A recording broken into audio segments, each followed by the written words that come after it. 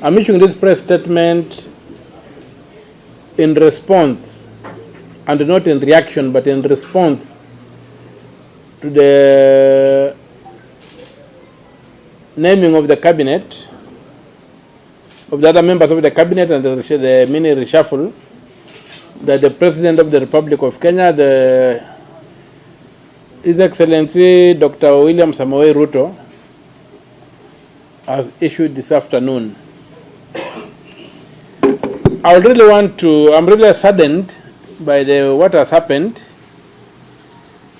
especially the inclusion of members of parliament from the opposition parties and the leaders of an opposition party in that cabinet list. That for me states that the president has decided that he will govern this country without the constitution, that he swore to uphold and defend and promote when he was sworn into office, and which has an obligation as a citizen of this country, even without that oath of office, to uphold and defend and promote pursuant to Article 3, Clause 1 of the Constitution. And I would like to refer the country to Article 129 of the Constitution, which states categorically, 129 Clause 1 and 2, state categorically that the executive authority derives from the people of Kenya and shall be exercised in accordance with this Constitution. Number 2, in Clause 2, it says executive authority shall be exercised in a manner compatible with the principle of service to the people of Kenya and for their well-being and benefit.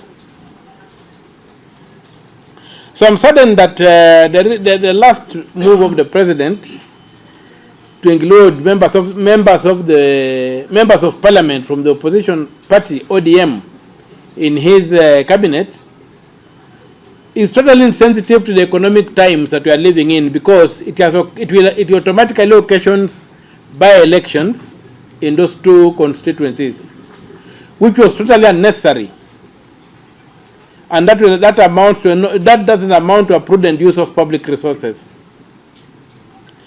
Number 2, Article 4, Clause 1, defines Kenya as a multi-party democracy.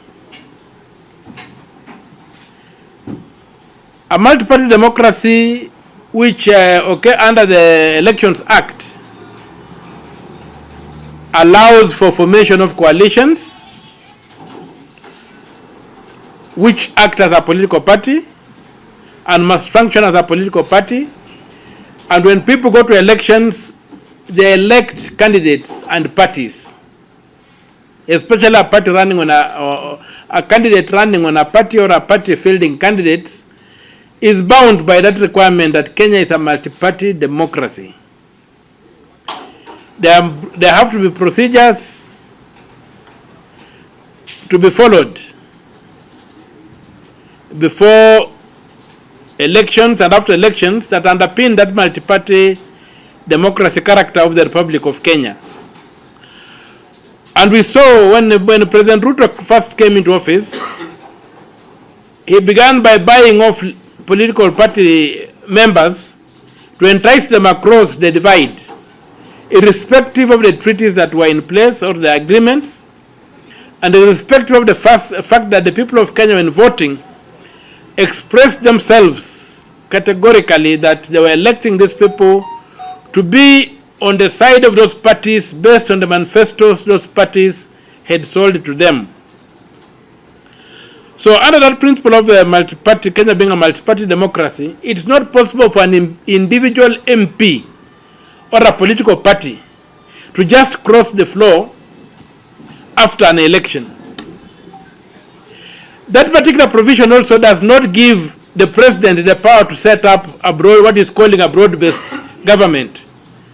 To set up a broad-based government is to violate Article 3, Clause 2, which says that any government set up or established contrary to the Constitution is null and void.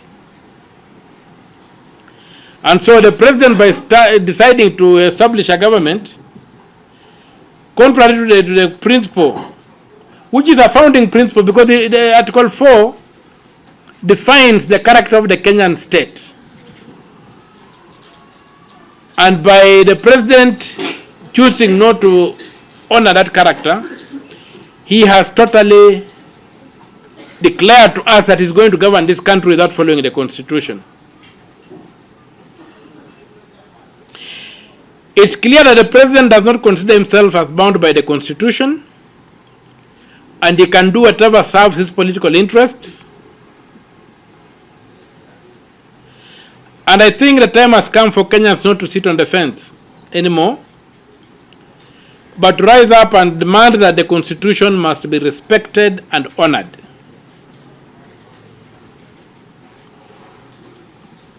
So, my statement is that the government the president has proposed to establish, the cabinet, is totally unconstitutional. Some of the considerations of giving people jobs because they are his former girlfriends, like he said about the Tuya. One place he said she was his former girlfriend, and therefore, how is that a qualification for a cabinet position? That's a total insult to the people of Kenya and the Republic of Kenya, and we cannot accept those kind of considerations to pollute the public space. We want people to be elected on the basis of competence, not past romantic relationships.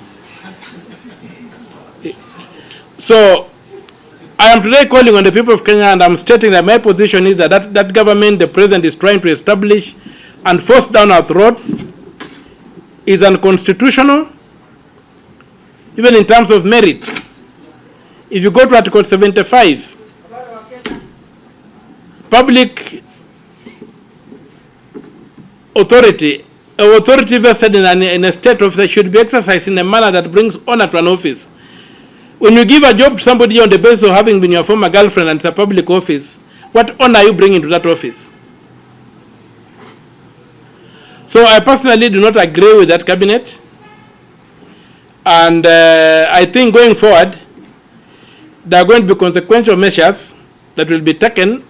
We hope that the National Assembly will reject the entire list and demand that the president sticks to his coalition side and nominates members from his coalition who are acceptable to the people of Kenya. He should not nominate people from other parties without enabling legal framework.